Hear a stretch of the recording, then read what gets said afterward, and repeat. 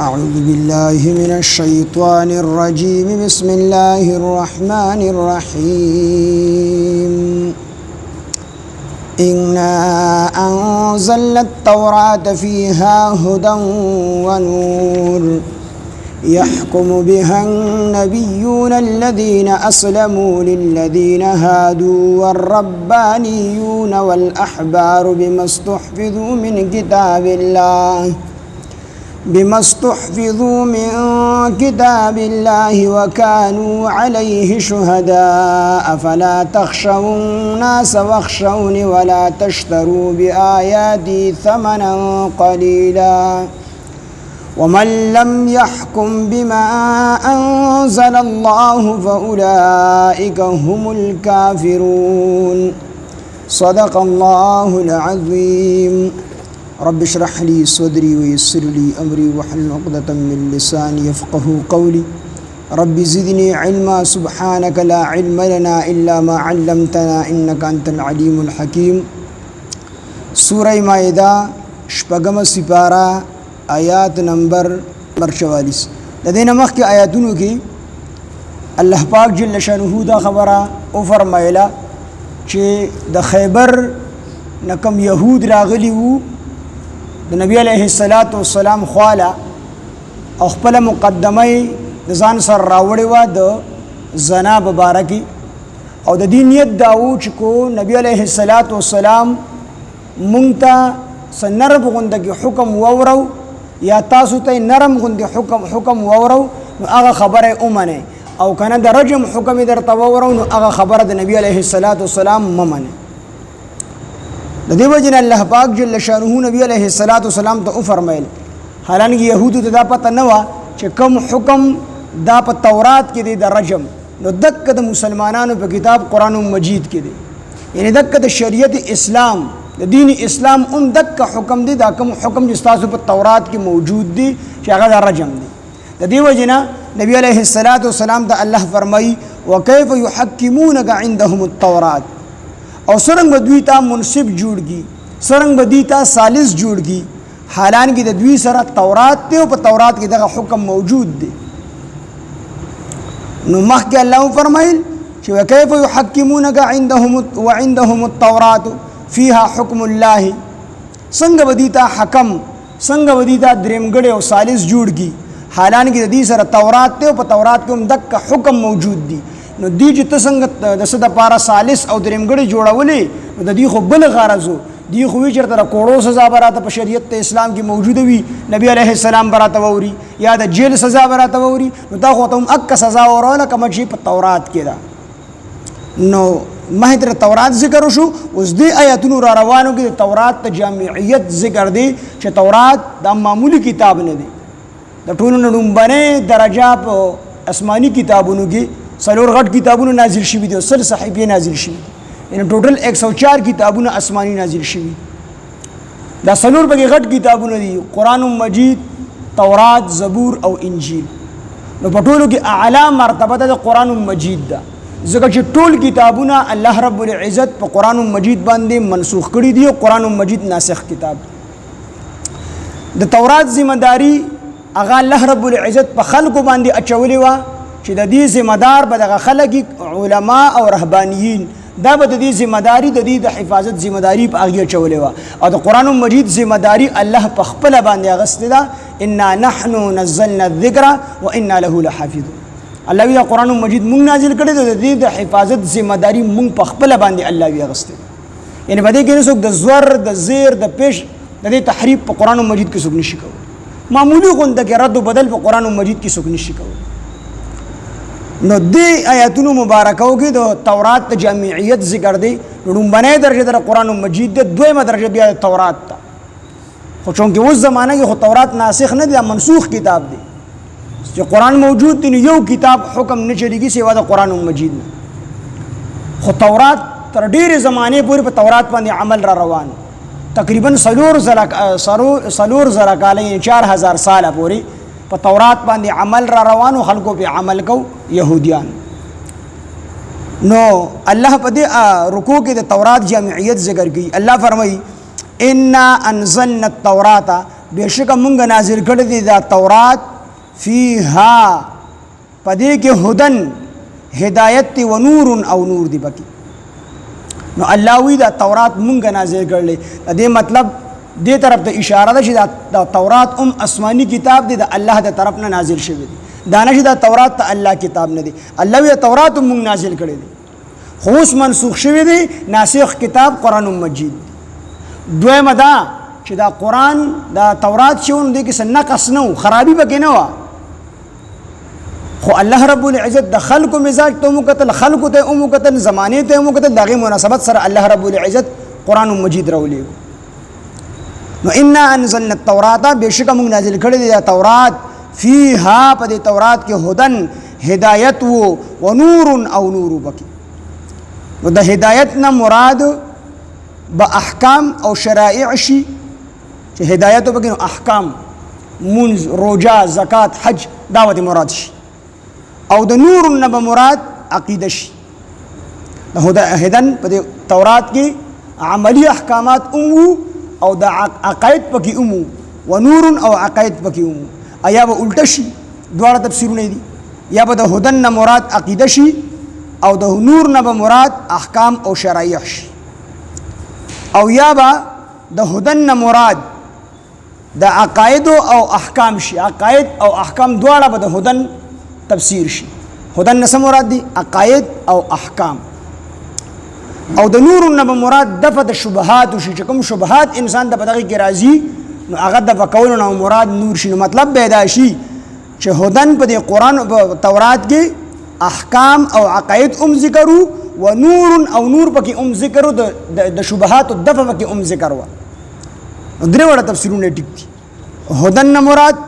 احکام، نور نه مراد عقیده، یا الټه کې د هدن نه مراد عقیده او د نور نه مراد احکام، یا د هدن نه احکام او عقاید دواړه مراد شو، او د نور نه مراد دفع د شبهات شو، چې کوم شبهات انسان ته د شیطان په ذهن کې ور اچي هغه دفع کولو دپاره چې کوم دی په تورات کې علاج موجود و چې هغې ته نور او بدایي تعبیري په نور سره او هدن نو هدایت پکې موجود و نور او نور پکې موجود. نو انا انزلنا بشک موږ نازل کړی دی التورات فیها په تورات کې هدن پدې کې هدایت د عقیدې و نور او رڼا د عمل وا. یحکم بها النبیون فیصلې به کولې بها په دې تورات سره النبیون پیغمبران الذین ها کسانو اسلمو چې هغوی فرمان بردارو په خپله للذین د ها کسانو دپاره فیصلې کولې هادو چې یهودیان. نو پیغمبرانو په دې تورات باندې فیصلې کولې تر 4000 ساله پورې په تورات باندې عمل را روانو پیغمبرانو فیصلې کولې. د چا دپاره؟ هادو چې یهودیانو، د یهودیانو دپاره په دې باندې فیصلې کولې. والربانیون ربانیون دا ربانی دا رب طرف ته منصوب دی، معنی دا دا الله والا، رهبانیت پہ چوتے رهبانیت والا الله والا. نو الله والا به په دې تورات باندې فیصلې کولې. یعنې د پیغمبرانو نایبین دا دوه قسمو، یو ته چې کوم دی والربانیون یعنی رهبانیت والا وي الله والا، والاحبار احبار د خبر جمع ده، او خبر دا د یهودیانو په محاوره کې به عالم ته وي، عالم ته به خبر وي. نو ربانیون نه مراد الله والا شو یعنی اولیاء الله، او د احبار نه مراد علما شو. خو دواړه یو سیز دی. ربانیون دا به عالمانو او الله والا به او احبار عالمان به عالمان او الله والا به. لکه یو سړی کو ډېر علم ورسره حاصل شو، خو د خپل علم باندې عمل نشي، څوک عالم نشي ویلی. یو سړی ډېر د الله ولی دی، خو د فرایضو او د واجباتو علم نشته دی. چې یو سړي ته علم نه لومبي علم راځي وروسته پس سړی عمل کوي. چې یو سړي ته علم نشته دی نو عمل به د کوم ځای نه راشي. نو دواړه د یو بل سره لازم او ملزوم دي. خو الله رب العزت دلته دا نمونه دا د رنګ په اعتبار سره ورکړل. په چا باندې چې کوم رنګ زیات ختلی نو اکې وته کنه الربانی یعنی الله والا به عالمي او عالم به الله والی. خو دلته کې الله رب العزت د الله والا جدا نوم ورکړی دی او علماو ته جدا نوم ورکړی دی. دا په دې اعتبار سره چې هر الله والا دته به خامخا ضروري علم هم دته چې کوم دی حاصل وي د فرایض او د واجبات او د سنتو د علم ورته حاصل وي خدای سره سره هغه د نوافل هم ډیره پابندي کوي د ذکر اذکار هم ډیره پابندي کوي د ذکر اذکار او د نوافل رنگ به خطلې دي ذکر وته الله والو او دلته احبار او د علما زګوي چې بدی باندې لکه زموږ په معاشره کې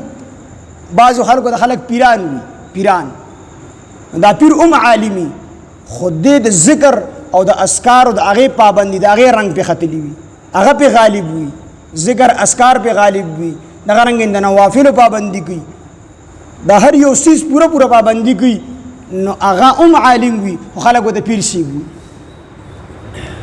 پیر سی په څه کوي چې په د باندې پیره د رنگ غالب دي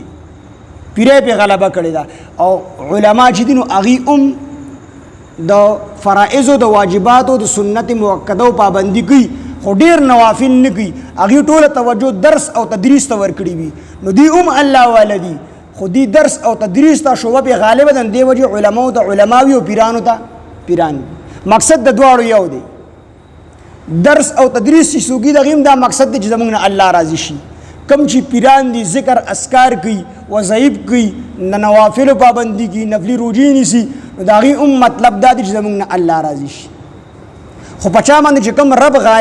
کم رنگ غالب دی نو هغه نوم ته الله رب العزت دلته کې ورکړي لکه مثال زمونږ دی علاقه کې مخکې خلکو گاړې تړلې اوس هم به بعض ځایونو کې تړي خو زمونږ دلته رواج ختم شوی دی نو گاړې به تړلې نو شابه چې کوم دی پڼه راوړو هغه نه به تاسو کو څه کوي زه گاړه تړم چا به وندنې غختو چا به تاسو کو څه کوي زه گاړه تړم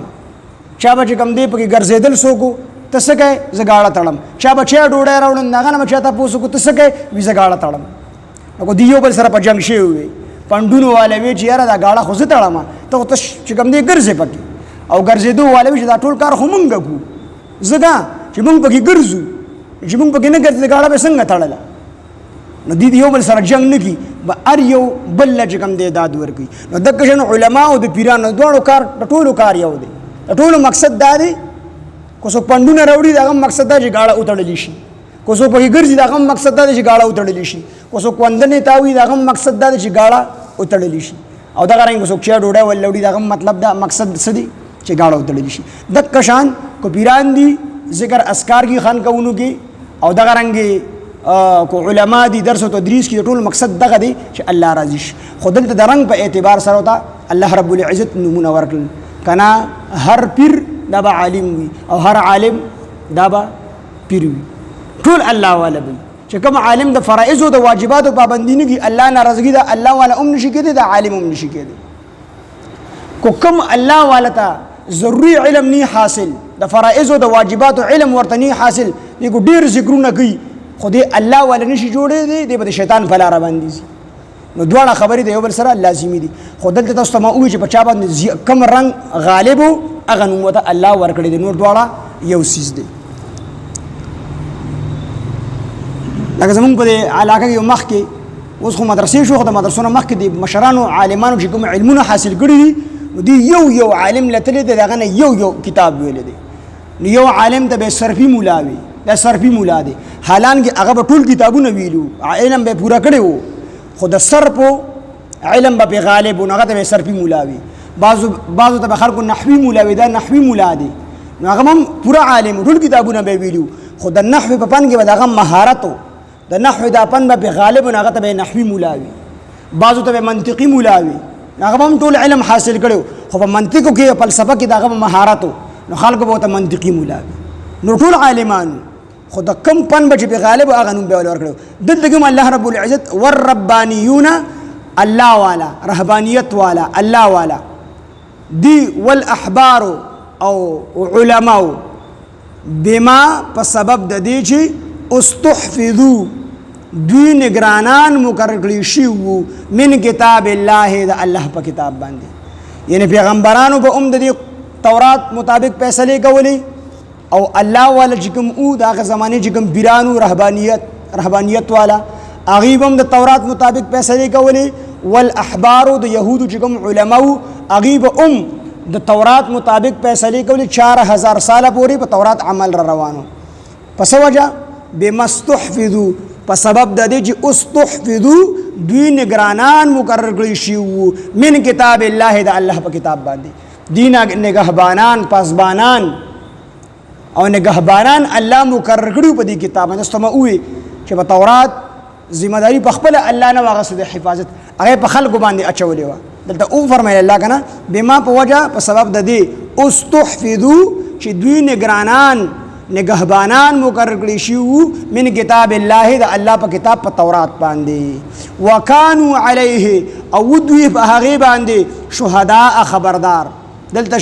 شهید په معنا د خبردار سره ده شهدا په معنا د خبرداران وکانو او دیو علیه په هغه باندې شهداء عالمانو به خبردارانو به دا کوم خلق چې د دوی په نگرانۍ د تورات په نگرانۍ باندې الله مقرر کړیو نو دی په تورات باندې پوهیدل د علم ور سره ولته شهدا په معنا د علم سره دي فلا تخشوا الناس بیا د سو جن د خلق د تورات نه چې کوم د نبی عليه السلام د زمانه چې کوم يهودو د نبی عليه السلام د زمانه هغه په تورات باندې بیا عمل نکاو عمل پرې خودو نو الله ته فرمایي د څه د وجنه پرې خودو د دوه وجونه کتمان د حق چې راځي خبره کم سړی چې حق پټي د دوه وجنه پټي یا د یری د وجنه د چا پټي یا د تمې د وجنه پټي نو دواړه خبرې وته الله ختم کړي الله ته فرمایي چې فلا تخشوا الناس تاسو مو یریږئ د خلقونه د يهودو علماو ته خطاب کوي الله چې تاسو د خلقونه مو یریږئ مونږ ته مخاطب دي چې تاسو د الله د خلقونه مو یریږئ فلا تخشوا الناس د خلقونه مو یریږئ چې تاسو د نبی عليه السلام صفات ښکارا کوي نو بیا به خلق تاسو رنگارنګ خبرې کوي نو فلا تخشوا الناس الله وی د خلقونه مو یریږئ واخشوني زمانه او یریږئ د خلقونه مو یریږئ الله وی زمانه او یریږئ کتمان د حق مګوي د نبی عليه السلام صفات مپټوي د اسلام صفات مپټوي يهوديانو د خلقونه مو یریږئ د الله وی زمانه او یریږئ ولا تشتروا بآياتي او تاسو مخرسوي زما آیاتونه ثمنا قليلا په لږ قیمت باندې يهوديانو به احکامات بدلول را بدلول د رجم د حکم چې بدل کړو د څه د وجنه د پیسو د وجنه نو یا انسان چې کتمان د حق پټي یا د یری د وجنه پټي یا د لالچ د وجنه نو الله ول دوار نو الله فرمایل چې فلا تخشوا الناس د خلقونه مې یریږي وښوري زمانه یریږي دویم الله فرمایي ولا تشتروا بآياتي ثمنا قليلا زما آیاتونه په لږ قیمت سره مخر سوای یعنی تمه د خلقونه مکوي زمانه تمه وکړه د خلقونه تمه مکوي چې غټ سړی بور لراغ يهود بو ته حکم بدل کو د رجم حکم به ته په کوړو باندې کو چې غریب سړی وراغي هغه ته چې کوم دی رجم ورکو د دې غټو خلکو نه دي تموا لالچ به او پیسې به اغستې هغه بوله هدیه او تخفه وړلې نو الله وی چې ولا تشتروا بآياتي ثمنا قليلا تاسو مخر سوي زما آیاتونه په لږ قیمت سره یعنی زما احکامات مبدلوي نو دلته الله وی ثمنا قليلا په لږ قیمت سره ولې په ډیر قیمت سره خرڅېدل چې کوم دی جایز دي نه بخاری شریف کی حدیث ته ترمذی شریف کی چې د دې ټول دنیا قیمت دا ګوچری د الله په نس باندې د ماشي د وزر برابر وي الله به د کافر لګټ او بنه ورکړي نو دا ټول دنیا د ماشي د وزر برابر نه ده دا ټول دنیا قلیله ده کوئی سړی په یو آیات باندې دا ټول دنیا درکوي دا لږ قیمت په آیات باندې دا ناخلي الله وی ولا تشتروا بآياتي ثمنا قليلا ټول دنیا چې دا په دنیا کې سدي دا ټول قلیل دي لګ دي د ماشي د وزر برابر قیمت نه لري نو ځکه الله فرمایل چې ولا تشتروا بآياتي ثمنا قليلا ومن لم يحكم چا چې فیصله ونکړه بما په هغه څه باندې انزل الله چې نازل کړی دی الله نو فاولئک هم الکافرون هم داخله کافران دي څوک چې د الله کتاب نه مني په دغه دور کې څومره يهودو او د الله په کتاب باندې فیصله نو فیصله د الله په کتاب باندې پکار ده نو څوک چې د الله د کتاب د فیصله مخالفت کې نه مني نو دا سړی مسلمان نشي پاتې کېدلی دا سړی کافر دی ومن لم يحكم چا چې فیصله اونګړله بما په هغه سره انزل الله چې نازل کړي دي الله فاولئک هم الکافرون هم دا خلق کافران دي دغه هم يهودو ترغیب دي چې تاسو د الله په کتاب باندې قرآن مجید باندې خپل فیصله کوي په قرآن مجید باندې ایمان لا راوړئ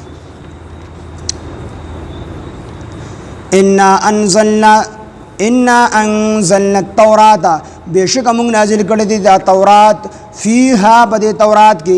هدن هدایت ته هدن پدې کې هدایت د عقیدې درنا ونور او پدې کې نور د رڼا د عمل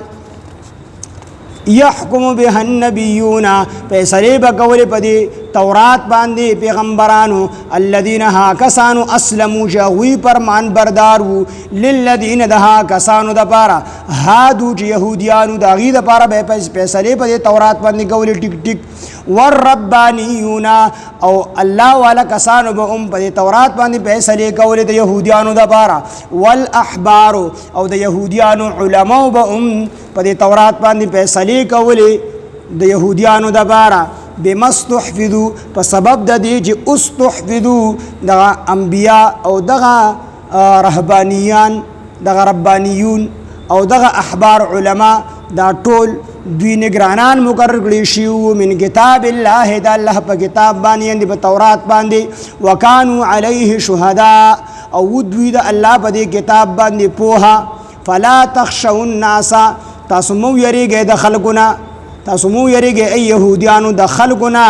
وخشونی او یریږئ زمانہ فلا تخشوا الناس ای یهود تاسو مو یریږئ د خلقنا چې کتمان د حق کوي د نبی علیه السلام صفات پټوي نو د نبی علیه السلام صفات په تورات کې م پټوي خلقو ته بیان کړي د خلقنا مو یریږئ وخشونی زمانہ او یریږئ ولا تشتروا او تاسو مخرسوي بیااتی زما آیاتنا ثمنا قلیلا پلک قیمت سرا ومن لم يحكم چاج فیصله ونکړه بما په هي کتاب باندې انزل الله چې نازل کړی دی الله فاولئک هم الکافرون داخل کافران دي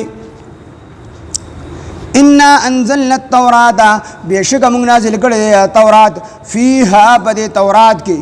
هدن هدایت د عقیده رڼا د عقیده ونور او نور او رڼا د عمل هدن هدایت د عقیده ونور او رڼا د عمل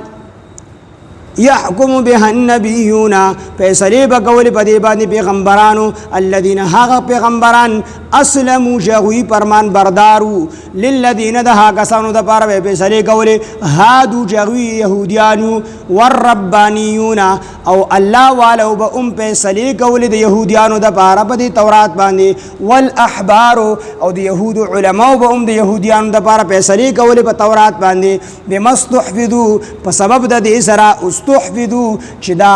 انبیاء او دا اولیاء الله او دا علماء د يهودو دوی نگرانان مقرر کړل شي من کتاب الله د الله په کتاب باندې وکانو علیه شهدا او دوی د الله په کتاب تورات باندې پوها فلا تخشوا الناس تاسمو یریږئ د خلقنا وخشونی زمانه یریږئ ولا تشتروا بآیاتی ثمنا قلیلا تاسو مخرسوي بآیاتی زما آیاتنا ثمنا قلیلا په قیمت باندې ومن لم يحكم چاجی فیصله اونکړه بما انزل الله فآي کتاب باندې چې نازل کړی دی الله فاولئک هم الکافرون داخل کافران دي داخل کافران دي سبحان الله بحمده سبحانك اللهم بحمدك نشهد ان لا اله الا انت نستغفرك ونتوب اليك سبحان ربك رب العزه عما يصفون وسلام على المرسلين والحمد لله رب العالمين